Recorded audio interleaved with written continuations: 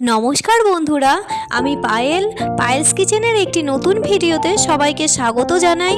আজকে আমি তোমাদের সাথে ভারতের একটি জনপ্রিয় খাবার, যেটি নর্মালি স্ন্যাক্স হিসাবে খাওয়া হয় আর যে কোনো অনুষ্ঠান বাড়িতে অ্যাজ এ স্ন্যাক্স হিসাবেই সার্ভ করা হয়, আজকে সেই নিরামিষ স্ন্যাক্স পনির পাসান্দা রেসিপি তোমাদের সাথে আমি শেয়ার করছি।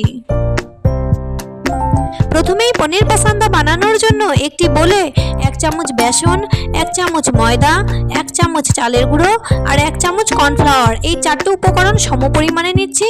আর খুবই সামান্য বেকিং পাউডার আর নুন, চিনি আর অল্প অল্প জল দিয়ে একটি ব্যাটার বানিয়ে নিচ্ছি।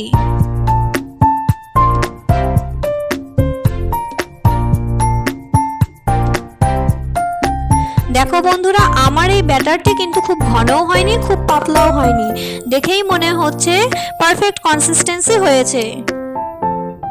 এবারে পনির পাসান্দার জন্য পনিরগুলি কেটে নিচ্ছি। পনিরগুলি খুব মোটা করেও কাটা যাবে না, খুব পাতলা করেও কাটা যাবে না। খুব পাতলা করে কাটলে কিন্তু আবার ফ্রাই করার সময় ভেঙে যেতে পারে।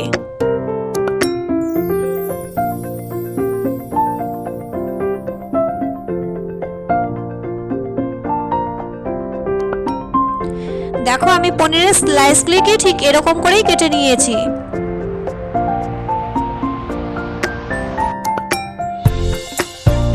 এবারে পনির পাসান্দার জন্য একটি মিক্সিং জারে কিছুটা পুদিনা পাতা, ধনে পাতা, 2টো লঙ্কা আর একটু আদা, নুন আর চিনি পেস্ট করে একটি গ্রিন চাটনি বানিয়ে নিয়েছি।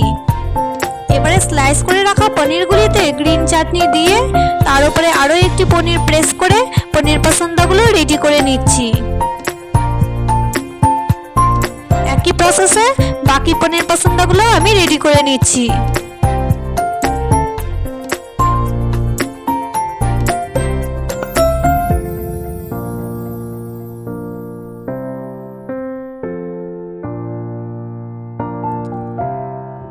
এবারে পনির পাসান্দাগুলোকে ব্যাটারের মধ্যে ভালো মতো কোট করে তেলে দিয়ে ভেজে নিচ্ছি।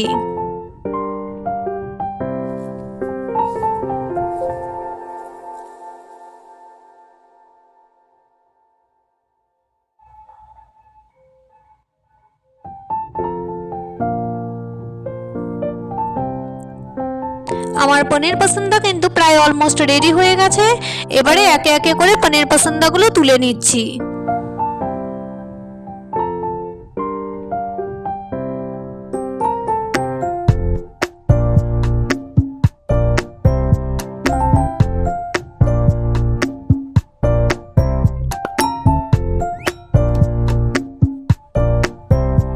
আমার পনির পাসান্দা কিন্তু এবারে সার্ভ করার জন্য একদম পারফেক্টলি রেডি। তো বন্ধুরা, আমার আজকের এই রেসিপিটি কেমন লাগলো অবশ্যই কমেন্ট করে জানিও। ভালো লাগলে লাইক আর শেয়ার করো। দেখা হচ্ছে নতুন রেসিপি নিয়ে। ততক্ষণ পর্যন্ত সবাই ভালো থেকো ও সুস্থ থেকো। টাটা।